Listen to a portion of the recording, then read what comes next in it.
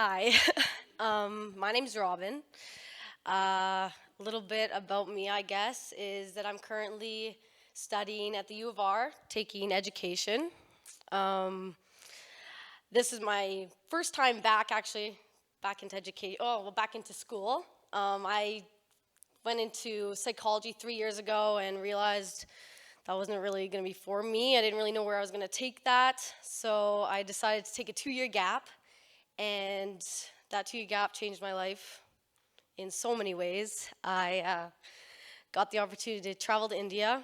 I got my yoga teacher training, which was also life-changing. Yeah, so I guess I'm here to talk about my trip to India. And last December, I guess, my younger sister and I got the opportunity to travel way up to the northern part of India into the Himalayas and teach the real meaning of hockey. So again, I guess a little bit about my hockey background. I had the privilege to attend Athenry College of Notre Dame, which was great. I loved it. I probably wouldn't have said that back then, because it was hell a bit. But it gave me a lot of opportunities and great connections. So it was awesome. Hockey was a job there for me though, and I wasn't really for that. I checked out as soon as it turned into a job. I was more for like the community and bringing people together, and the girls and the bus rides before and after.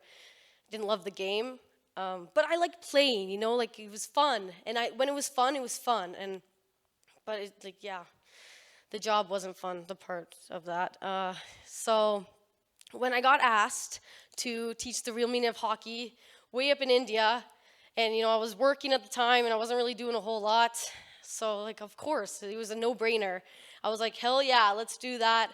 No questions asked. Four months to prepare, and I was lucky enough to have two great friends guide me, and they tried their best to prepare me. They tried their very best, but you can only prepare someone so much for that. So 4 months, and all of a sudden we were in India, like it just like that.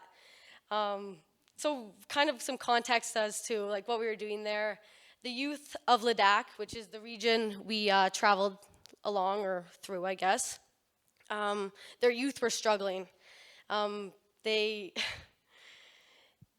they struggled with depression and anxiety and suicide, drugs and alcohol, all those things. So the parents, 19 years ago, came to Cynthia, which is a lady who was the founder of Help Inc., and they said, we need your help. We need something that's going to keep the kids in the villages and give them purpose and have fun, teach them stuff. And she was like, let's try hockey.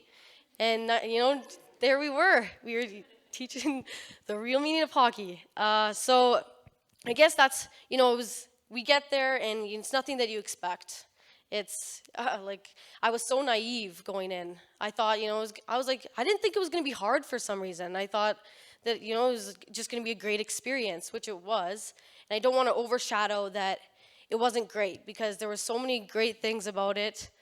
But my story is more about how I struggled, and I'm still processing it a bit. Sorry.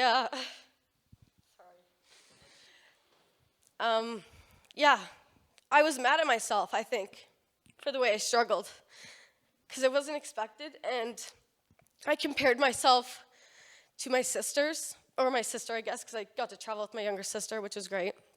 It was awesome, actually. She was my my wall.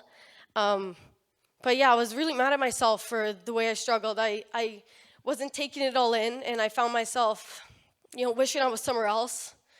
I didn't have the best of luck. I got frostbite on both my feet, because where we are is, it's minuses, it's freezing, and it's underdeveloped, so there's no heat. It's freezing, and it's funny because I remember packing, and I told my sister, she's like, Robin, I think we should bring, some sweaters, and obviously we brought some sweaters. She's like, I think we should bring in a couple more sweaters, and I'm like, Abby, we're not overpacking. It's fine. It's not that cold there. It's not. It was that cold there. Oh my God. It was cold, and it wasn't just that like cold outside. It was cold indoors. It was like they built little refrigerators for us to stay in.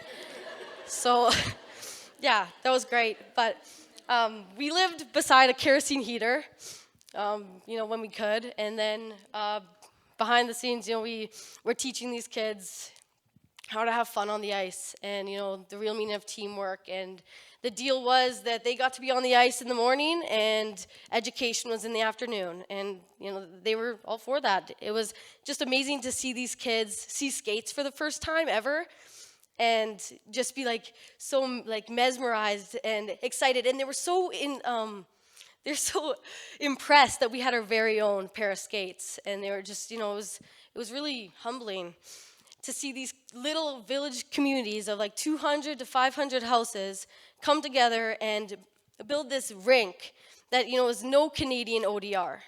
It's sandbags and it's plastic and it's Indus water.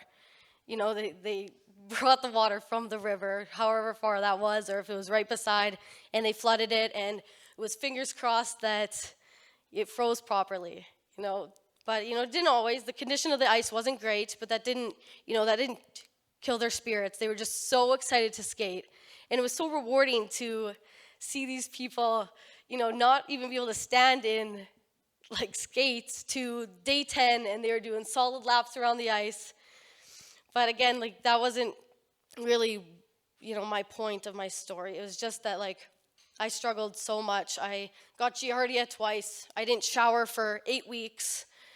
And that is nasty. You just, you're stripped down from everything that you're comfortable with and everything that's familiar, and it's absolutely taken away. You've been sick at a friend's house, you know what it's like, that it's just the worst thing ever. But being sick in a whole different country where you have no one to, cry to or lean on, or it's just, you feel so alone.